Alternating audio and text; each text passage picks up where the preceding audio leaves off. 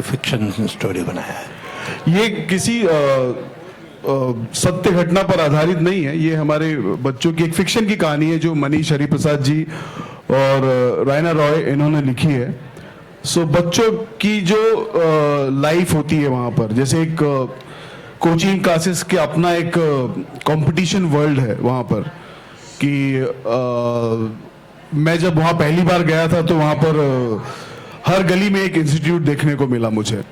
फिर थोड़ा और जब हम जिसको रिसर्च कहते हैं वो जब करके देखा तो इतना कंपटीशन है बच्चों में उन क्लासेस में। तो हमारी सीरीज जो है ये ओरिजिनल शो वो बच्चों की लाइफ के बारे में है, उनकी मस्ती, उस उम्र में जो दोस्त बनते हैं वो लाइफ में कभी बन नहीं पाता, जैसे कि आपने ट्रेलर में जो लास्ट लाइन सुनी होगी। So it's about hope, it's about friendship, यारी दोस्ती की बात है इसमें। जी थैंक्सफुली इस शो में जैसा विजय बोल रहे थे, this show is about hope, this show is about friendship, it's about love, it's about children who for the first time move out of their house and they're no longer children, you know, they're suddenly young adults. They want to contribute and then one day they have to grow up and they suddenly grow up. So this show will be very identifiable, it's very relatable, and for some of us it will be really like a walk down the memory lane. Chandani almost same ही है, ज़्यादा कोई उनमें difference नहीं है क्योंकि अवनील Bharti is a गाय जिसको friendship बहुत ज़्यादा इंपॉर्टेंट है। ही इज़ अ गाय, सबके ग्रुप में आई गेस आप लोग का एक सबका एक ग्रुप रहेगा, वो ग्रुप में हमेशा एक इंसान रहता है जो जुगाड़ू इंसान रहता है, उसके पास हर चीज़ का आंसर है।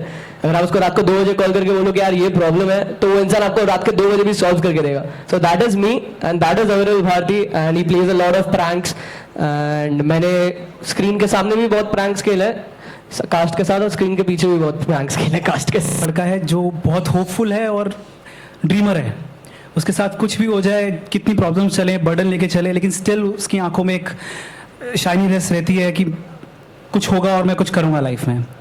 बाल चेंज है शो में, वरना हम सब सेम है सारे रियल लाइफ में भी और मतलब कैमरे पे भी, तो यही है सब A to Z जो कैरेक्टर है वही है सब।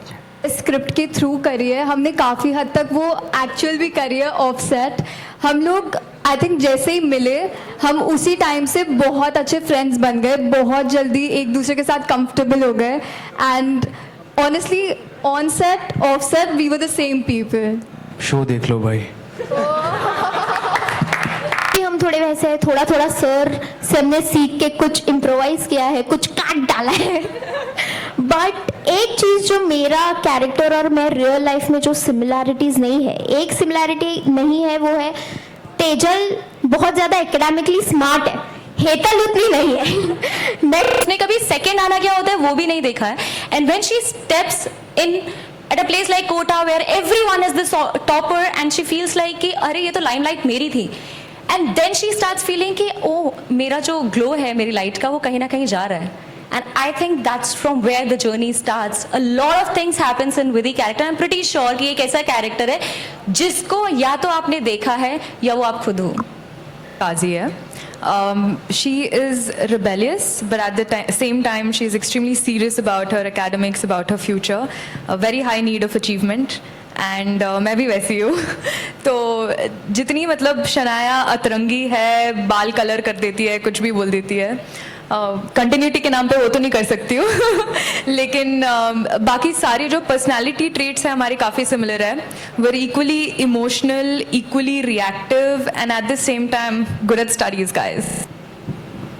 मैं अभी ओपनिंग में पहले ही बोल चुका हूँ कि बहुत पावरफुल कैरेक्टर है। मुझे तो मैग्लोमैनियाक लगता है, ऐसे लोग जो सब कुछ जीतना चाहते हैं, सब कुछ करना चाहते हैं, इस तरह का कैरेक्टर है। इस तरह के character well written, well supported by the writer and well depicted by the director. अगर परमिशन दे तो अच्छा कैरेक्टर है, ना कहने की गुंजाइश ही नहीं थी। दूसरी बात यह है कि अभी हमारे बच्चों से मैं अपने बच्चे ही बोलूंगा, ये मेरे स्टूडेंट थे, इन्होंने सुना क्योंकि अभी इन्होंने अपनी लाइफ शुरू की है।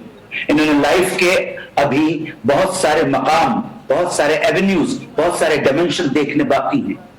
तो हमारे डायरेक्टर ने, हमारे प्रोड्यूसर ने, हमारे कंसेप्चुलाइजर ने, मनीष जी ने विजय जी ने इनको जो कैरेक्टर दिया वो इनकी लाइफ के काफी करीब है.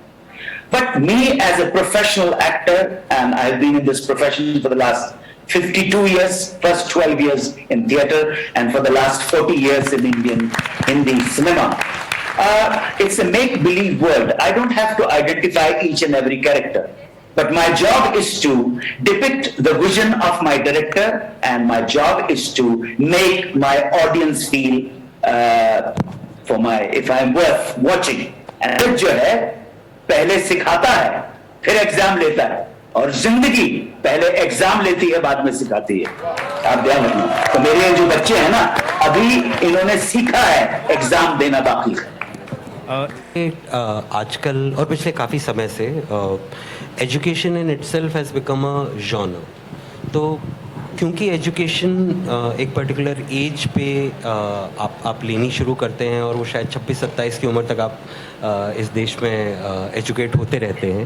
तो ये काफ़ी बड़ा एक वक्फा है जिसमें काफ़ी बड़ा एक पीरियड है जिसमें 8-9 साल का एक वक्त होता है जिसमें आप कैरेक्टर्स अपने देख सकते हैं, ढूंढ सकते हैं और उन कैरेक्टर्स के ऊपर एक कहानी बना सकते हैं.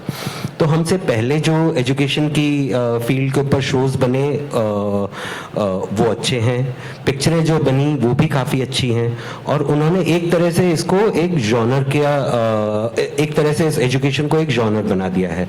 उसी में हमने अपना एक नया टेक, बिल्कुल नए तरीके से ज़िंदगी के बारे में, coming of age about different characters हमने एक दिखाने की कोशिश करी है.